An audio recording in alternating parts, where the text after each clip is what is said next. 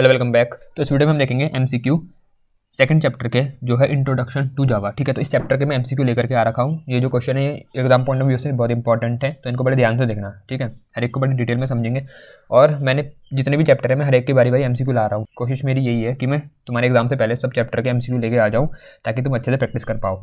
और मैंने इसकी प्लेलिस्ट बना रखी है अलग से, तो मैं इसको आई बटन पर लगा दूंगा। एमसीक्यू की प्लेलिस्ट अलग है, सब्जेक्टिव क्वेश्चन की प्लेलिस्ट अलग है। ठीक है, तुम दोनों को देख लेना। तुम बहुत इंपॉर्टेंट क्वेश्चन है प्रीवियस ईयर के लेकर के आ रहा हूँ मैं उसमें, और उनकी प्रैक्टिस करना। ठीक है, तो तुम्हारा सेक्शन ए तो यूँ हो जाएगा, और सेक्शन बी के तो मैंने क्वेश्चन बना ही रखे हैं, इंपॉर्टेंट प्रोग्राम भी बना रखे हैं जितने भी सेक्शन बी के, तो उनको भी देख लेना। स्ट्रिंग के क्वेश्चन भी बना रखे हैं, एरे के बना रखे हैं, सबके बना रखे हैं। ठीक है, तो सबकी प्रैक्टिस कर लेना अच्छे से। तो चलिए वीडियो को शुरू करते हैं।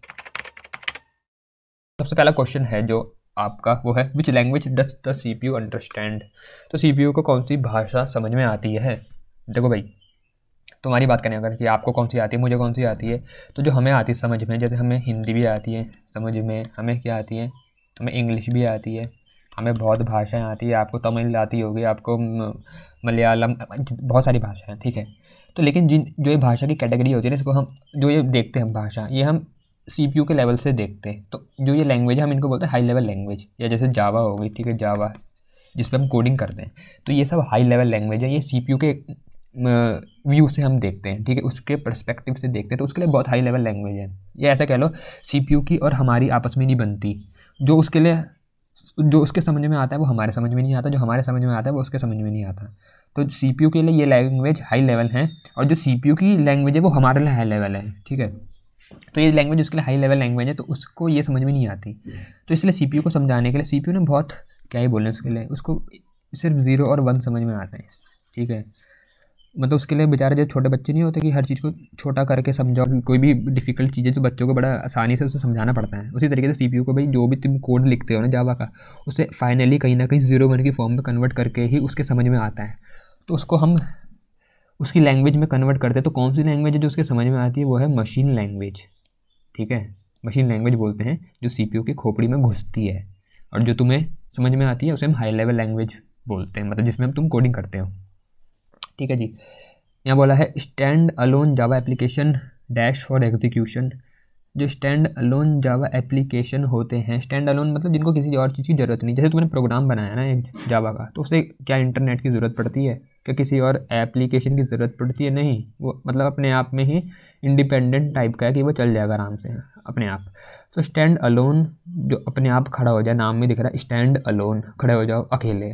ठीक है, तो स्टैंड अलोन जावा एप्लीकेशन यहाँ पूछा है कि क्या आएगा यहाँ पर, नीड जावा कंपेटेबल वेब ब्राउज़र। तो कभी तुमने वेब ब्राउज़र का यूज़ करा है भाई? जैसे हम ब्लूजे में कोड बनाते हैं, तो क्या मैं वेब ब्राउज़र खोल देता हूँ बीच में कि भाई मेरे को प्रोग्राम रन करना है तो अब फटाफट अपना गूगल क्रोम खोलता हूँ, वरना चलेगा नहीं? ऐसा करा क्या कभी? नहीं ना। दूसरा ऑप्शन तो ये तो गया ये ऑप्शन। दूसरा है नीड एन असेंबलर। तो असेंबलर असेंबली लैंग्वेज को चाहिए होता है। ठीक है, जावा हाई लेवल लैंग्वेज है, तो अभी यहाँ पर असेंबलर की कोई बात ऐसी नहीं है, मतलब इसकी हमें कोई अभी ज़रूरत नहीं है फिलहाल। यहाँ पर जो ऑप्शन है ये सही नहीं है। सी है do not need Java compatible web browser, और डी है नीड अ लिंकर। देखो असेंबलर जो ये चीज़ें हैं ना, अभी जैसे तुम ऊपर पर पढ़ते हो कि कंपाइलर कंपाइल करता है प्रोग्राम को सोर्स कोड से मशीन कोड में। ठीक है, ये तुमने नहीं पढ़ा तो याद रखना। तो वैसे ही असेंबलर भी होता है, असेंबली लैंग्वेज में यूज़ होता है। ये असेंबली लैंग्वेज को जो मिड लेवल लैंग्वेज जिसे हम बोलते हैं, ठीक है, वो हाई लेवल नहीं होता, वो थोड़ा नीचे का लेवल होता है उसका, लेकिन वो भी कंप्यूटर के सीधा समझ में नहीं आती, तो उसको असेंबलर मशीन कोड में कन्वर्ट करता है। तो स्टैंड अलोन जावा एप्लीकेशन को उसने बोला कि क्या चाहिए होता है, नीड एन असेंबलर या नीड अ लिंकर। तो ये चीज़ें हैं, ये तो भी तुमने पढ़ी नहीं है, लिंकर विंकर है ना। तो सी ऑप्शन पे आते हैं, बोला do not need Java compatible web browser. तो हमें इतना तो पता है कि हमें वेब ब्राउज़र की ज़रूरत नहीं पड़ती, क्योंकि अब बाकी अगर मैं डिटेल में जाऊँ ना, जैसे जो कंपाइलेशन का प्रोसेस होता है वो भी अगर तुम्हें हाई लेवल मतलब बहुत डिटेल में समझाओ तो बीच में बहुत प्रोसेस आते हैं। वहाँ पर लिंकिंग का भी एक ज़रूरत पड़ती है, वहाँ पर कहीं ना कहीं हमें असेंबलर की भी ज़रूरत पड़ती है। ठीक है, ये तुम्हारे कोर्स के बाहर है, तो इसलिए ये अब हम ये नहीं कह सकते कि हमें ज़रूरत असेंबलर की पड़ेगी कि हमें लिंकर की पड़ेगी। तो हमें इतना पता है कि हमें वेब ब्राउज़र की तो नहीं पड़ेगी। तो ये है सही ऑप्शन, सी ऑप्शन सही है। नीचे आते हैं, बोला what is the full form of JVM। JVM की फुल फॉर्म क्या होती है? तो उठ पटांग दे रखी फुल फॉर्म, लेकिन तुम्हें पता है जावा वर्चुअल मशीन होती है, तो अब तक समझ में आएगी होगा ना, चाहे नहीं भी पढ़ा है कुछ, लेकिन इतना तो पता ही होगा।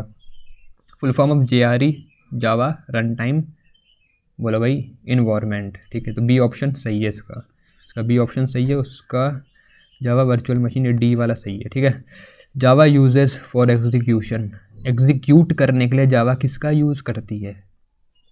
देखो भाई, किसका मतलब कंपाइलेशन और इंटरप्रिटेशन का, कंपाइलेशन सिर्फ कंपाइलेशन का, सिर्फ इंटरप्रिटेशन का, और किसी का भी नहीं किसी का भी नहीं।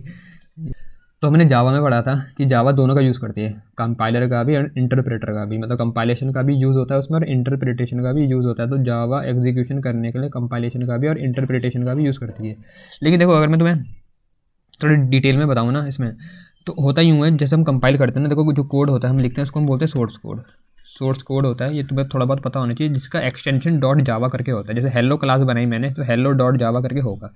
इसे जब हम कंपाइल करते हैं ना, जैसे तुम बोलते हो कंपाइल वाले बटन पे क्लिक करा, तो होता यूँ है कंपाइल वाले में तुमने जब क्लिक करा तो बैकग्राउंड में ये होता है कि जो ये जावा वाली क्लास है इसका हेलो डॉट, इसका एक्सटेंशन चेंज होकर नई, मतलब ये तो रहती है, एक नई फाइल बनती है हेलो डॉट क्लास, और ये कोई और नहीं, ये हमारा बाइट कोड होता है। ये क्या होता है? बाइट कोड, जिसके बारे में तुमने पढ़ा भी होगा, इंपॉर्टेंट है बाइट कोड। इसको हम इंटरमीडिएट कोड भी बोल देते हैं, बीच का कोड, इंटरमीडिएट कोड। तो उसी तरीके से इंटरमीडिएट कोड है, ये बीच का कोड है, ना ये बिल्कुल हाई लेवल कोड हो गया, बिल्कुल सोर्स कोड हो गया, ना ही मशीन कोड है जो सीपीयू के समझ में आता है। बीच का कोड है, लेकिन ये जावा के वर्चुअल मशीन के समझ में आता है। तो जिस लैपटॉप, देखो ज़्यादातर हम करते ही हुए, जैसे मैंने प्रोग्राम बनाया अपने पीसी पे, तो मेरा पीसी भी विंडोज़ का है, तो विंडो पे कंपाइल कर देता हूँ, विंडो पे रन कर देता हूँ मैं। तो जो JVM मेरे पास पड़ी है वो भी मेरे पे विंडोज़ वाली पड़ी है, ठीक है, विंडोज़ वाली JVM है मेरे पे। लेकिन हमने पढ़ा था कहीं ना कहीं जावा में कि जो है बाइट कोड होता है। मैं तुम्हें बहुत बड़ी कहानी शॉर्ट में बता रहा हूँ और सारी इंपॉर्टेंट कीवर्ड की बातें जो भी इंपॉर्टेंट है वो सब समझा रहा हूँ यहाँ पर। तो हमने पढ़ा था कि जो ये होता है बाइट कोड, ये हमने पढ़ा था जावा क्या होती है, प्लेटफॉर्म इंडिपेंडेंट। तो इंडिपेंडेंसी बाइट कोड की वजह से आती है, ठीक है, बाइट कोड की वजह से ऐसे आती है क्योंकि जो बाइट कोड होता है ना, ये प्लेटफॉर्म पे डिपेंड नहीं करता। मतलब मैंने भले ही कंपाइल विंडोज़ पे किया और विंडोज़ पे चला रहा हूँ, एग्जीक्यूट भी विंडो पे कर रहा हूँ, लेकिन ज़रूरी नहीं मैं विंडो पे करूँ, मैं मैकबुक ले आया नहीं और मैं चाहता हूँ कि जो ये बाइट कोड है इसको मैकबुक पे एग्जीक्यूट करूँ, तो मैं कर सकता हूँ। बस मेरे पे JVM फॉर मैकबुक या macOS होनी चाहिए, ठीक है। तो तुम जब JD को इंस्टॉल करते हो ना, तो ऑटोमेटिकली जो तुम्हारा प्लेटफॉर्म है वही वाले तुम डालते हो, तो JVM अपने आप सही वाली तुम पे डल जाती है। तो तुम दूसरी डालोगे भी कैसे, जब तुम्हारे में अगर macOS है तो macOS वाली इंस्टॉल करोगे ना वेबसाइट से। अरे भाई समझ रहे हो ना यार, वो बात है। तो जैसे भले मैंने कंपाइल करा अपने विंडोज़ पे, लेकिन मैं इसको macOS में भी रन कर सकता हूँ, बस JVM macOS वाली होनी चाहिए, तो ये बात है। तो इसलिए यहाँ पर ए ऑप्शन ही सही है। आगे बढ़ते हैं 6th वाले में। Would a program that translate code written in high level language into machine code is called? एक हाई लेवल लैंग्वेज में कोई कोड लिखा है उसको मशीन कोड में कौन कन्वर्ट करता है? उसको कंपाइलर करता है कन्वर्ट, ठीक है।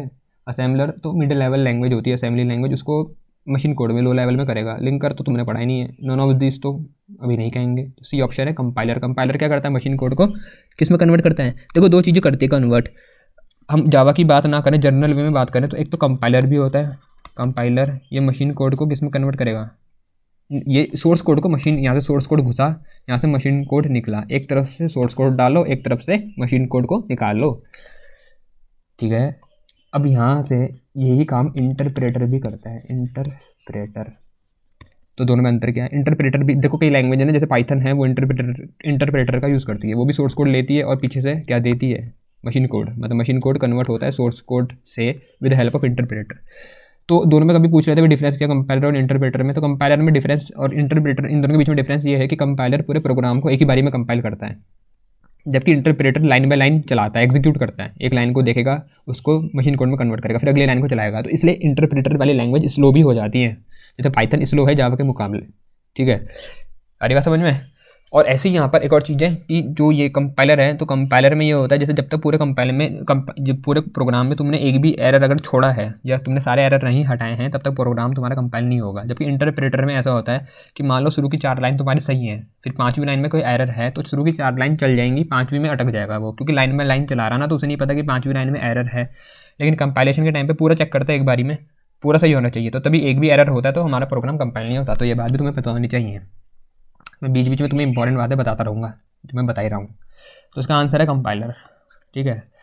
और 7th भाई वीडियो को लाइक वाइक कर देना, थोड़ा मोटिवेशन मिलता है। कुछ कमेंट भी कर दिया करो यार, कमेंट करने में कोई पैसा थोड़ी लगता है, तो कर दिया करो कमेंट और बता दिया करो वीडियो समझ में आया है नहीं आया है, जो भी है तुम्हारे मन में।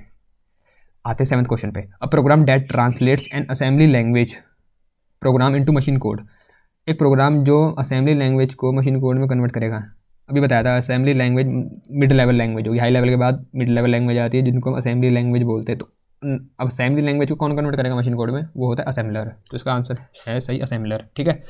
8 है फीचर्स ऑफ जावा इंक्लूड। देखो फीचर जावा के ना 7-8 फीचर हैं लगभग, उन सबको पढ़ लेना भाई। और कभी भी क्वेश्चन आ जाता है पेपर में कि तुम जावा के फीचर बताओ, जैसे बोल दे कि जावा के फीचर बताओ और किसी भी 2 को एक्सप्लेन कर दो, किसी भी 2 की डेफिनेशन भी मतलब उनके बारे में बता दो, तो इसलिए तुम्हें पता होना चाहिए जावा के फीचर, ठीक है। तो जावा के जो फीचर हैं वो बहुत है, जैसे मल्टी थ्रेडिंग भी है, रोबस्ट है, ऑब्जेक्ट ओरिएंटेड है, सिक्योर है, ठीक है। इसी टाइप से बहुत सारे उसके फीचर हैं, तो उन सबको थोड़ा पढ़ लेना। प्लेटफॉर्म इंडिपेंडेंट है, तो यहाँ पर इन्होंने बोला है कि भाई क्या क्या होते हैं जावा के फीचर। तो रोबस्ट होती है, ऑब्जेक्ट ओरिएंटेड है, तो पढ़ ही रहे हैं भाई बचपन से। सिक्योर भी है, तो इसका आंसर है ऑल ऑफ दीज, ठीक है। कहीं जोश में तीनों में टिक मत मार देना, ABC में चौथा ऑप्शन भी देख लेना ऑल ऑफ दीज, तो उसमें मारना टिक। 9th वाला क्या है, Java can be use to write. देखो जावा का तुमने 2 चीज़ें पढ़ी होंगी, एक तो हम स्टैंड अलोन एप्लीकेशन लिख देते हैं और एक एपलेट भी लिख सकते हैं। तो एपलेट कुछ नहीं होता, जो वेब ब्राउजर में चलती है एप्लीकेशन वो होता है। जैसे कोई एनिमेशन टाइप की आगे तुमने कोई वेबसाइट खोली, कुछ उड़ता हुआ आगे कोई गेम गूम है छोटा सा ऐसी वेबसाइट में जो चलता है, तो हम एपलेट की मदद से बना सकते हैं। तो Java can be use to write stand alone application only, internet application only, बोला है बोथ, तो ये बोथ वाला है, ठीक है, stand alone and internet application. अब 10th वाले में आता है, बोला Java application can run on, अभी तो बोला है प्लेटफॉर्म इंडिपेंडेंट होती हैं, तो विंडोज़ में भी चल जाएंगी, मैकिंटोश मतलब ये जो एप्पल का है डिवाइसेस, एप्पल के जो कंप्यूटर है उनमें भी चल जाएगी, और यूनिक्स में भी चल जाएगी। तो ये ऑल ऑफ दीज है। 11th में आते हैं, Java application are platform dependent, do not need a platform to run. C है are platform independent, can not run on Windows. तो यार ये तो तुम्हें समझ में आ गया होगा ना, सी ऑप्शन सही है। डी ऐसा हो सकता है विंडोज़ में नहीं चलेंगी, सारे प्रोग्राम तो विंडो में बना रहे हैं, और do not need a platform ही नहीं चाहिए, तो क्या होगा सही ऑप्शन, ए या सी आर प्लेटफॉर्म डिपेंडेंट। तो ये तो हमने कभी पढ़ा ही नहीं है, हमने ये पढ़ा है, हमने पढ़ा क्या है कि आर प्लेटफॉर्म इंडिपेंडेंट, ठीक है। तो सी ऑप्शन सही है। आगे बढ़ते हैं 12th वाले पे। 12th वाले क्वेश्चन बोला है, Java program can run as a stand alone application only if it has. बताओ भाई, जावा का प्रोग्राम एक स्टैंड अलोन एप्लीकेशन की तरह तभी रन कर सकता है अगर उसके पास क्या हो, बताओ क्या हो। एक वॉइड मेथड हो, एक ओवरलोडेड मेथड हो। क्यों भाई, हमने जितने भी क्वेश्चन करे, देखो अब इसमें जो बेकार के ऑप्शन है उनको बाहर फेंकते हैं। जितने हमने क्वेश्चन करे क्या उन सब में ओवरलोडेड मेथड था। मैंने ओवरलोडेड तो सिर्फ मेथड ओवरलोडिंग में पढ़ा है, उससे पहले क्या हम प्रोग्राम नहीं बना रहे थे, क्या बना रहे थे। तो ओवरलोडेड मेथड ये ऑप्शन तो गया, ठीक है। अब है no methods, Java program can run as a stand alone application if it has no methods. ऐसा है क्या, पब्लिक स्टैटिक वॉइड में तो हर कोड में हमारा रहता है, तो क्या वो मेथड नहीं है, वो मेन मेथड है, तो ये भी गया। अब बोल रहा है Java program can run as a stand alone application only if it has a void method. अगर उसमें एक वॉइड मेथड होगा, तो मान लो मैंने कोई प्रोग्राम बनाया जावा का, उसमें मैंने मेन मेथड नहीं बनाया, लेकिन कोई एक वॉइड करके कोई इनपुट नाम का मेथड बना दिया, तो क्या चल जाएगा क्या। तुमने मेन मेथड ही नहीं बनाया, तुमने मतलब तुमने घर बना दिया, घर में दरवाज़ा नहीं बनाया घुसने के लिए, तुम घर में घुस जाओगे, ठीक है। तो मेन मेथड एंट्री पॉइंट होता है, जो घर में दरवाज़ा ही नहीं है तो कैसे घुसोगे भाई, तो मेन मेथड तो बनाने पड़ेगा ना। तो वॉइड मेथड भी गया, क्या बचता है सही ऑप्शन, मेन मेथड, ठीक है, घर का दरवाजा। आ जाते हैं आगे, what is the extension of Java source code file. Java की सोर्स कोड जो तुम कोड लिखते हो उसकी क्या एक्सटेंशन होगी, उसकी डॉट जावा होती है। डॉट क्लास किसकी होती है, बाइट कोड की, ठीक है। व्हाट इज़ द एक्सटेंशन, तो इसका आंसर क्या है, जावा ए है मतलब। What is the extension of Java class file, class file मतलब बाइट कोड वाली, तो बाइट कोड वाली क्लास फाइल बोलते हैं, तो उसका एक्सटेंशन डॉट क्लास होगी। तो डॉट क्लास इसका सही ऑप्शन है, मतलब कौन सा, सी वाला। Choose the correct statement, applet can be executed in a web browser only, applet can be executed in applet viewer, applet can be executed in both web browser and applet viewer. देखो यार यहाँ नाम लिखा है applet viewer, मतलब बना ही इसलिए होगा ना कि एप्लेट को व्यू करें, तो उसमें नहीं चलेंगे क्या एप्लेट, उसमें चलेंगे भाई, तभी तो एप्लेट व्यूअर है वो। तो एप्लेट व्यूअर में तो चलते हैं। और अभी थोड़ी देर पहले बताया था जो एप्लेट होते हैं इनको हम वेब ब्राउज़र में बनाते हैं, इसलिए कि इनको हम वेब ब्राउज़र में चला पाएँ, वेब ब्राउज़र में इनको मतलब ये वेब ब्राउज़र में चलते हैं, तो वेब ब्राउज़र में भी चलेंगे, एप्लेट व्यूअर में भी चलेंगे। तो इसका सही ऑप्शन क्या है, applet can be executed in both web browser and applet viewer, तो इसका सही ऑप्शन है सी, ठीक है। तो ये थे सारे इसके आंसर, ठीक है ना। समझ में आ चुका होगा ना अब तक, तो मुझे उम्मीद है समझ में आ चुका होगा, ठीक है। इस वीडियो में इतना ही था। वीडियो अच्छी लगी है तो लाइक कर देना, चैनल पर नए हो तो सब्सक्राइब भी कर लेना, दोस्तों के साथ शेयर कर देना भाई, और कमेंट कर देना भाई, कमेंट कर देना, ठीक है। जल्दी मिलता हूँ अगली वीडियो में। Thanks for watching my video.